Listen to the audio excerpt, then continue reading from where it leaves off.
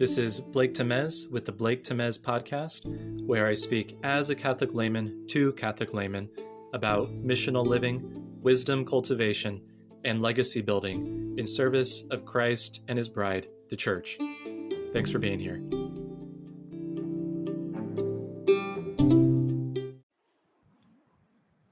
One of the main things that a person can explore when it comes to their self-awareness is their attachment style.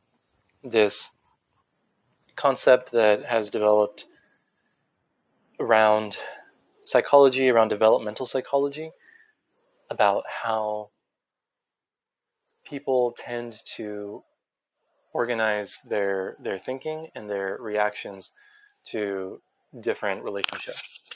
And there are different ways to assess one's attachment style. There are simple tests online even that can be used for that purpose if you just do a quick search. And of course, some tests are going to be better than others, and there may even be a good opportunity to have a formal diagnostic done to get some insight in this area. But the reason that this dimension of one's personality can be so helpful to delve into is because it gives perspective on the default reactions that we have in dealing with and growing in relationship with others, whether that be a significant other, one's parents, should they still be alive, one's friends, and how the dynamics in those key relationships can oftentimes be reflected in other relationships as well. And the primary attachment styles that are most often discussed are the secure attachment, the avoidant attachment, and the anxious attachment. And there are variations on the anxious and the avoidant that have a little bit more nuance to them, but those are the primary three. And one thing that I have set about looking into is when it comes to getting some feedback, professional or otherwise, on one's attachment style, well, then the question comes up, if one's attachment style is not the ideal and is causing disruption in the quality and in the, just say like the directionality, the positive direction of one's relationships, then what type of intervention can be done so that there's increased flourishing in that area? And I found some helpful things. One of them I've mentioned before in other episodes, being resources from Souls and Hearts, led by Dr. Peter Malinowski, and his emphasis on internal family systems.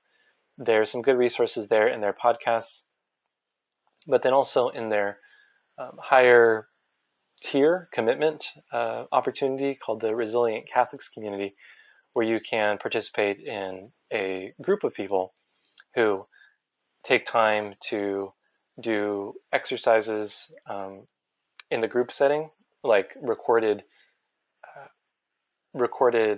not meditations exactly, but recorded or experiential exercises where Dr. Peter will guide you through the thought process of connecting with these different aspects of your personality. And so that's another opportunity I found.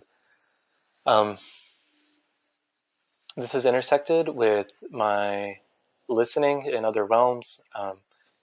John Vervaeke and his work around the meaning crisis has brought in different people to talk about different dimensions of meditation and psychology. And one of the topics that has come up is attachment style.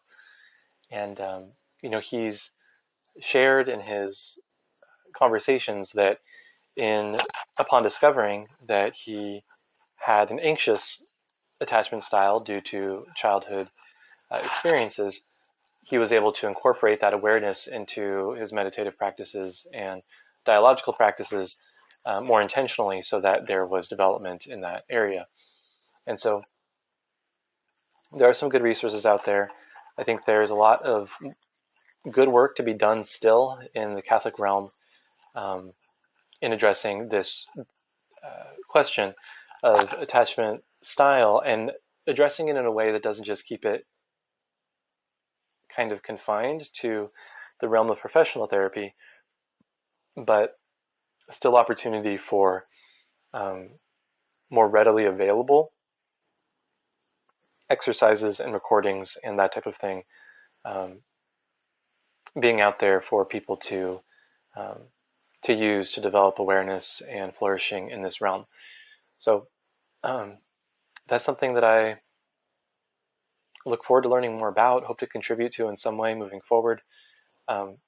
This all applies to any work that you might do as a minister, a missionary, or a mentor, because of the way that attachment style affects your primary relationships, right? And so besides the work that you do, the security in those other relationships giving you a greater sense of freedom and stability in order to pursue ministry with greater confidence and all-around sense of well-being, for one thing. But then appreciating that these attachment styles, again, are not just confined to significant relationships with romantic partners or with one's family, but also with other people around the parish, other people that are your students, whoever they might be. And so having this attachment style awareness can help you see how your way of relating is either well adapted or maladaptive to the particular context, and either moving forward that ministry relationship or hindering it in some way. And so, it's about relationships. It's about developing one's capacity to love and to receive love in an ordered way for one's vocation and one's mission in life. And so those are my thoughts right now on attachment styles. Thank you as always for your time and your attention, and God bless you and all of your efforts. Peace.